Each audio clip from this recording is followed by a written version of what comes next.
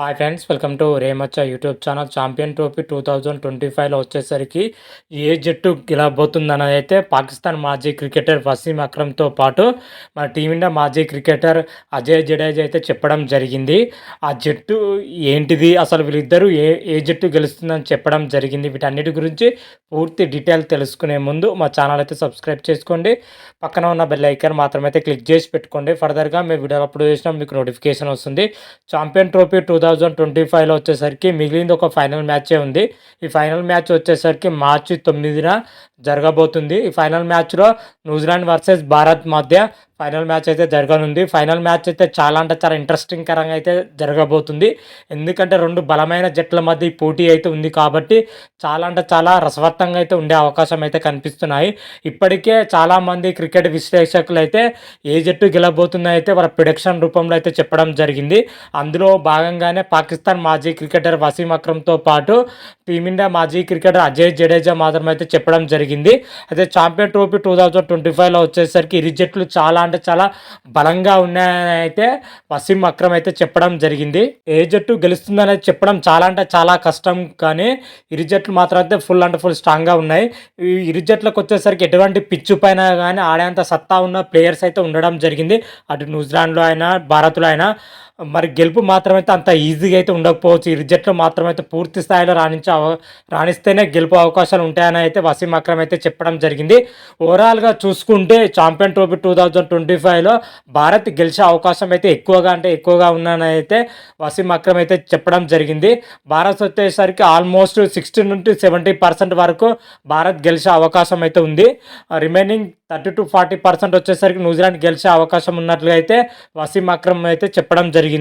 అదేవిధంగా present team India captain అయినా కానీ న్యూజిలాండ్ కెప్టెన్ అయినా కానీ మంచి నైపుణ్యం గల కెప్టెన్స్ అని అయితే చెప్పడం జరిగింది. ఇద్దరు కూడా వాళ్ళ స్ట్రాటజీ మాత్రం అయితే నెక్స్ట్ లెవెల్లో ఉంటుందని అయితే చెప్పడం జరిగింది. వాళ్ళ బ్యాకప్గా వచ్చేసరికి రోహిత్ శర్మ బ్యాకప్గా వచ్చేసరికి విరాట్ కోహ్లీ, హార్దిక్ పాండ్యా వంటి ప్లేయర్స్ ఉండడం జరిగింది. అదేవిధంగా షార్ట్నర్ బ్యాకప్గా వచ్చేసరికి కేన్ విలియమ్స్తో పాటు ల్యాంతరం కూడా ఉండడం జరిగింది. ఓవరాల్గా చూసుకుంటే రెండు జట్లు అయితే చాలా అంటే చాలా బలంగా ఉన్నాయని అయితే చెప్పడం జరిగింది. ఓవరాల్గా నా ప్రిడిక్షన్ ప్రకారం చూసుకుంటే మాత్రం అయితే టీమిండియా గెలిచే అవకాశాలు అయితే ఎక్కువగా ఉన్నట్లయితే వసీం అక్రమ్ అయితే చెప్పడం జరిగింది. ప్రజెంట్ వసీం అక్రమ్ మాట్లాడిన మాటలు అయితే సోషల్ మీడియా అయితే వైరల్గా మారడం జరిగింది.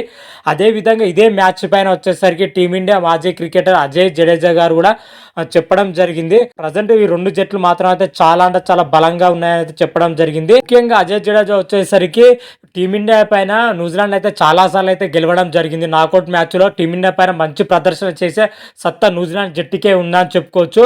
భారత్ జట్టును ఓడించే సత్తా ఒకే ఒక్క జట్టుకు, అది న్యూజిలాండ్ జట్టుకే ఉందని అయితే అజయ్ జడేజా అయితే చెప్పడం జరిగింది. అయితే ప్రజెంట్ మాత్రమైతే భారత్ సిచ్యువేషన్ మాత్రం అయితే వేరే లెవెల్లో ఉందని చెప్పి అన్ని విభాగాల్లో మన టీమిండియా మాత్రం అయితే చాలా అంటే చాలా స్ట్రాంగ్ ఉండడం జరిగింది. ఈసారి ఖచ్చితంగా న్యూజిలాండ్ని ఓడిస్తుందని అయితే అజయ్ జడేజా అయితే చెప్పడం జరిగింది. కాకపోతే భారత్ ఒత్తిడి జయిస్తే మాత్రమైతే విజయం దక్కుతుందని అయితే చెప్పడం జరిగింది. ఒకవేళ ఒత్తిడిని లోబడితే మాత్రమైతే ఓడిపోయే అవకాశాలు ఉంటాయి.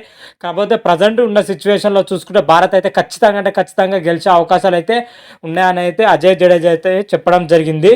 ఓవరాల్గా చూసుకుంటే అటు వసీం అక్రమ్ కానీ అదేవిధంగా అజయ్ జడేజా కానీ వీళ్ళిద్దరూ వచ్చేసరికి టీమిండియానే గెలుస్తుందని అయితే వాళ్ళ ప్రిడిక్షన్ రూపంలో అయితే చెప్పడం జరిగింది. మరి వీళ్ళిద్దరు చెప్పినట్టుగా ఫైనల్ మ్యాచ్లో న్యూజిలాండ్ పైన టీమిండియా విజయం సాధిస్తుందా లేదా అని అయితే చూడాలి. దీని గురించి పూర్తి డీటెయిల్స్ రావాలంటే మార్చి 9న అయితే మ్యాచ్ అయితే జరగబోతుంది. మధ్యాహ్నం 2:30 మ్యాచ్ వచ్చేసరికి దుబాయ్ వేదిక అయితే జరగబోతుంది.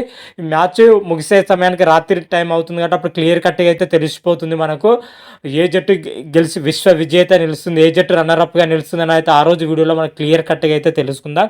అంతవరకు మీకు ఈ వీడియో కానీ నచ్చినట్టయితే లైక్ చేయండి, షేర్ చేయండి. మరిన్ని వీడియోల కోసం అయితే మా ఛానల్ అయితే సబ్స్క్రైబ్ చేసుకోండి. పక్కన ఉన్న బెల్ ఐకాన్ మాత్రం అయితే క్లిక్ చేసి పెట్టుకోండి. ఫర్దర్గా మీ వీడియోలో అప్లోడ్ చేసాం మీకు నోటిఫికేషన్ వస్తుంది. హర హర మహాదేవ్ శంభో శంకర. Thank you.